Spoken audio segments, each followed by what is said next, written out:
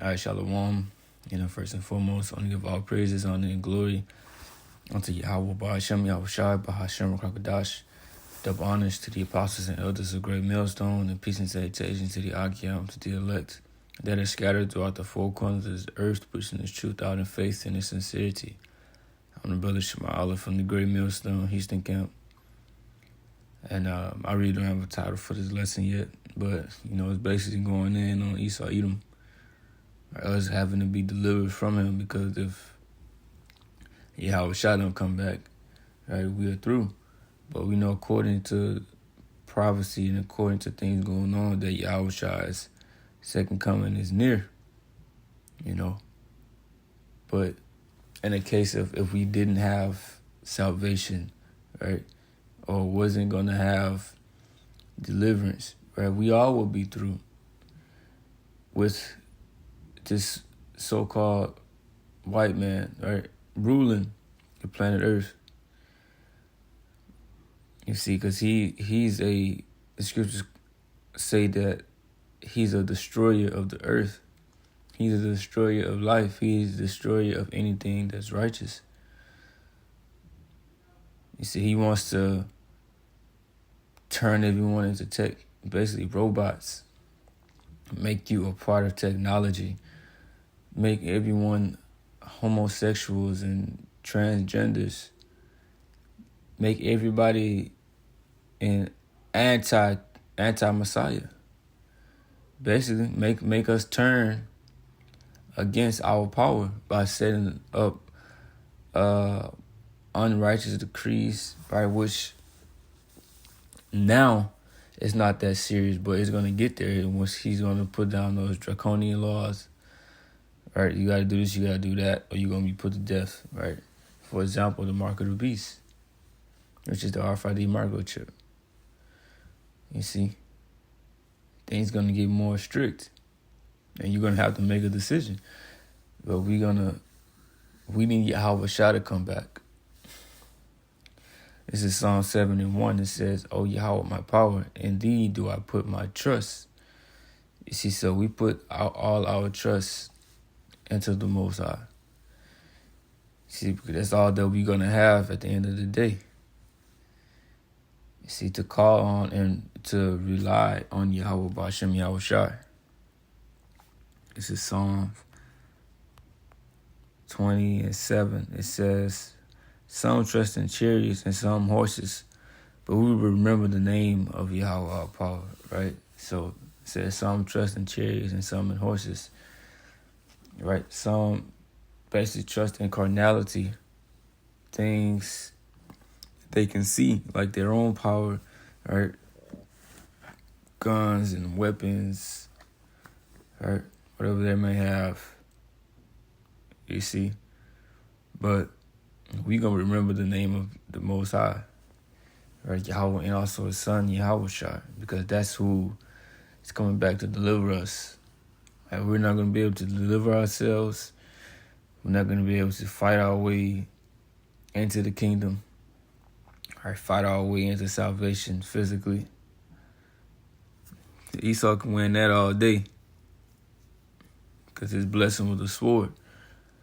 So we can't meet him on that level. It will have to be on another level. That's why Yahweh Shai in Isaiah the 47th chapter says that he will not meet thee as a man. All right, so this would be an angelic force, right, that will have to come and take this man down. And also the scriptures speak about the Lord lifting up that standard, giving men spiritual power.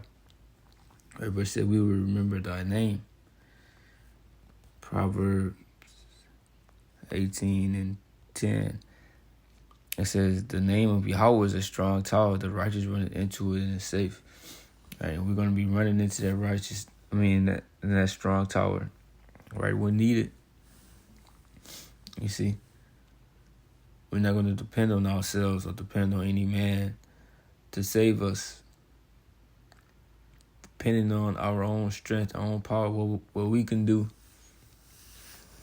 we're going to run to the Most High in those terrible situations that we're going to be in. See, because he's the only one that can deliver. He said, there's none that can deliver from my hand. He killeth and make alive, basically. Right? So nothing happens without him allowing it to happen. So it will only make sense to call on him.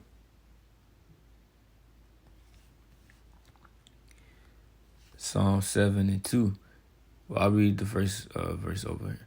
It says, "O Yahweh, my power indeed, do I put my trust. Save me from all them that persecute me and deliver me." Right? We want to be delivered from those that persecute us. Right? We've been persecuted in the spirit now by our people that's coming up against this truth. They don't believe. The unbelievers. Right? It's vexing. Also, Esau, Edom. Right? Through certain laws, through him messing with brothers' pages, taking pages down, right? Being crafty, setting up agents. You know, it's a lot, right? But then we will be persecuted physically as well. But we saying, King David is saying, save me from all of them that persecute me and deliver me. So we waiting on deliverance. This is what we want. Lest you tear my soul like a lion, rending it in pieces while there is none to deliver. You see, because this is a madman that is in the rulership of the planet Earth. Like I said, if we had no deliverer, we would be through. And because he's going to do some terrible things unto the 2/3 of our people. And I don't want to be amongst that number. And the scriptures also say in 1 Peter 5:8, it says, "Be sober, be vigilant, because your adversary." Who is our adversary?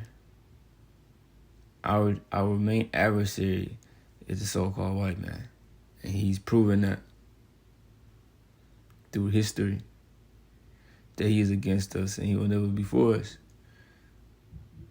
That's that enmity that was between, if you read in the book of Genesis, the 3rd chapter, between the seed of the woman and the serpent, right?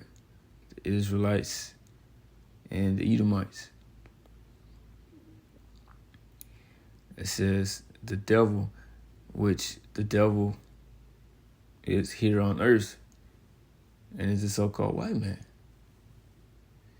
If the devil or Satan was on earth, he will be the perfect description, right, of him, from the things that he has done, from how he moves, how he talks, how he thinks, how he eats. It says, "As a roaring lion walketh about, seeking whom he may devour." So the spiritual demon Satan also he uses the so-called white man, I guess you could say, as a pawn, right, to fulfill ultimately the Most High's will, because Esau Edom is the sword of the Most High. So he said he goes about seeking whom he may devour. This man has wicked plans. They all meet up with each other, discussing what they're going to do. And everything is really towards the children of Israel. How to keep us low, to keep us down, to keep us in subjection, to keep us captives.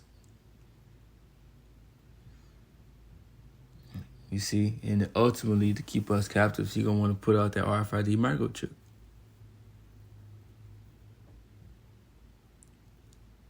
And he's going to want to devour, right, the men of the Lord. Really. Because he knows that they're going to be, how can I say, I don't want to say rebellion, but you're going to have people who don't agree with him and that's not going to want to get down with the system. And those are the ones that's going to have to be put to death. And if it's one of us, so be it. We got things greater coming. Right? But it says, let's go to Matthew 24 and 22. It says, and except those days should be shortened, there shall no flesh be saved. Why? Because this goddamn devil is ruling. Like, can you imagine being years here under the so-called white man's rulership? Like, can you picture the state, the condition of the earth years from now, the condition of people years from now? There's no flesh shall be saved. There probably won't even be no flesh. Like I said earlier, everybody will be down robots. The way that he got GMOs in the food, he got the air that is polluted, the water poison, right, or polluted. On all levels, right, it's nothing but wickedness and death. He's killing people. You see, you got this, the Max. People dropping dead from that. And this thing ain't even been tested like that. So he's basically going on a test run on people to see how they reacting. Like it's some type of game or something. It says, but for the elect's sake, those days shall be shortened, so there will be a deliverance, because the elect is here. He won't be able to do whatever he wants to do unto the elect. He won't be able to microchip the elect, fascinate the elect.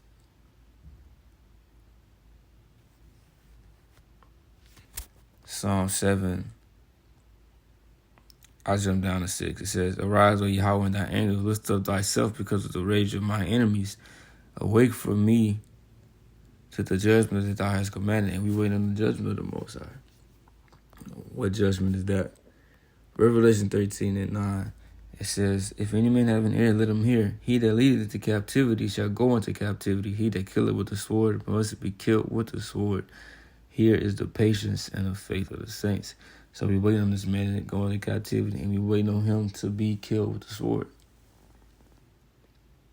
It is only right because he did it unto us. You see? So the same thing is going to happen unto him. As Psalm 7 spoke about his judgment or his ways coming upon his own head.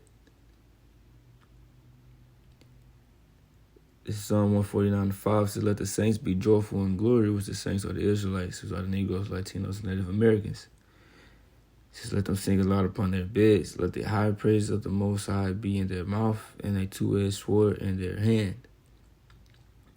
We're going to actually have a sword, you see, to execute vengeance upon the heathen and punishments upon the people, to bind their kings with chains and their nobles with fetters of iron. So we're going to make these other nations our captives, our slaves. Because we still slaves to this day unto these people. We are still found in the so-called white man's hand. He didn't let us go. See, so, all of the things that he has done will come back upon him. Right? We're going to rule over these nations in righteousness. Right? And he's still going to get paid back double for what he's done.